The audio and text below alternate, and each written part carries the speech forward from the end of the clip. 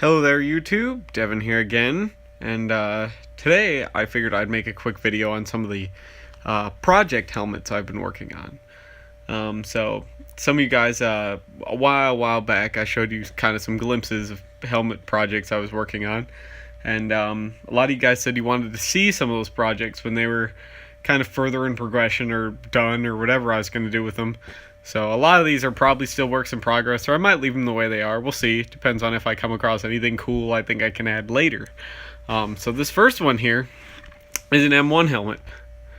Now you're going to be looking at it kind of funny because the helmet cover here, the seam is way off to the side.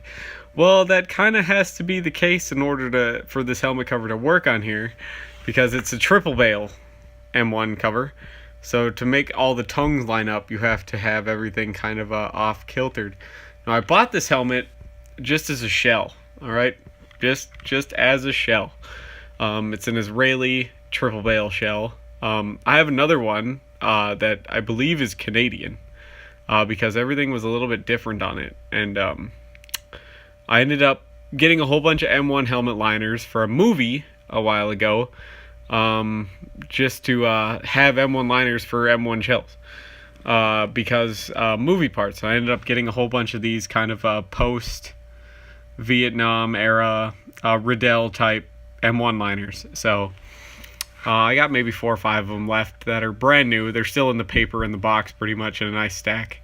And I didn't get a chin strap with this. I did use a Mark 6 helmet chin strap here. It's a little bit awkward though, because this one has way too wide of a chin cup, so this sits like just under my lip actually, because of how this chin strap is set up. So I'll probably end up replacing this when I get another 3-point chin strap like this.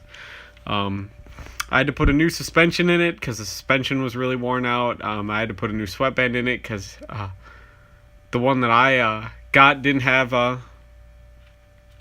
sweatband in it, and it had the only one I had was kind of a really cheap Chinese one, so I ended up putting a new sweatband in it. It ends up being a really nice helmet. I really like it. It's a pretty nice M1. So it's drawn a few questions to some of the people I've shown that have looked at it right off the bat, but they tend to like it too.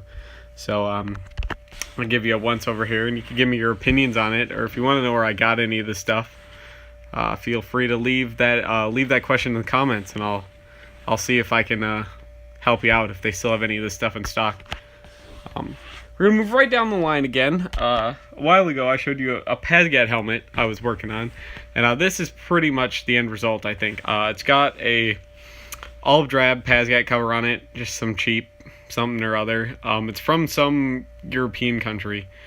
I believe it's probably some Slavic countries type helmet cover. It's a twill pattern helmet cover, and it's kind of in this very dark olive drab. So but the cover barely fits. It's a size large PASGAT. Now this one has had a ton of upgrades to it. It's got a new chin strap, regular chin strap. It's got a same type of suspension, but it's got a new sweatband. It's got a 4-point lightweight helmet chin strap till I could find a 3-point PASGAT chin strap, or OD green 4-point chin strap, because this has the if you could see that plastic there, this has the Oregon Aero helmet upgrade. It's also got pads in it, so 1/4-inch pads under the suspension for that kind of impact protection.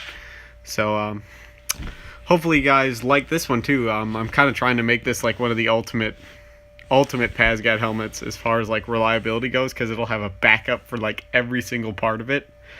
Like it's got 2 chin straps on it right now, and everything like that. So it'll probably end up having, I'll probably end up throwing like a French salad camo helmet cover over this too, and everything like that. So it'll be just one that's designed to go and go and go. It's gonna have multiple options on it, while still keeping pretty much the original PASGAT weight and size. So size large once again. So then we're gonna move on to. As you guys know, I really like to play Canadian when I go out reenacting, or when I go play airsoft or something. I really like to be Canadian. This is an aftermarket Canadian PASGAT cover. As you can tell, the colors are way off. And it's on a lightweight helmet shell.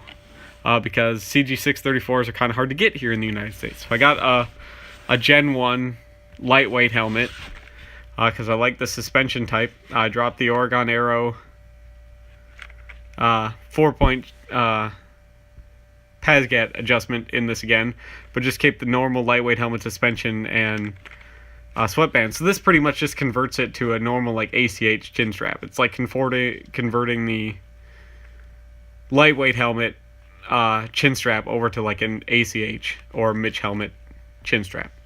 So other than that, there's not a whole lot changed with this helmet, but I just thought it would be cool and it'd be something you guys were interested in. So I really like this one because this is one that I can now wear out airsofting or anything like that. I don't have to worry about beating it up because lightweight helmets are pretty common in the United States still because they're still being made. And about the hardest thing to get on this helmet was the helmet cover. Everything else is pretty easy to get. So the helmet cover I forget where I got it from, but that's just, they're not expensive or anything. They're just kind of annoying to get here because they have to ship from another country. So that's about it. The hardest thing to get would be the helmet cover. But I really like CAD Pad too. It works really well for where I live. So I think the off-brand CAD Pad, like the Chinese copy like this, works better actually than regular CAD Pad where I live most of the year. But in summer, the regular kind of greener CAD Pad works better. Hopefully you guys like this video. I know a lot of you wanted to see my project helmets a while back, and this isn't all of them, but it's a good kind of North American start for these helmets. So hopefully you guys like this video, and you subscribe if you like this sort of thing. If there's any other specific helmet projects or specific helmet videos you want to see, or if you have any suggestions for future videos, leave a suggestion in the comments and I'll see what I can do for you. Also, if you have any questions or if you want to compare two things or anything like that, leave that in the comments as well, and I'll see what I can do for you. I have a whole playlist about answering questions that you guys have for me. So once again, hopefully you like this video. If you do, please like and subscribe. We're up to almost 160 subscribers. Thank you so much, you guys. And hopefully I will see you guys in the next video. Bye.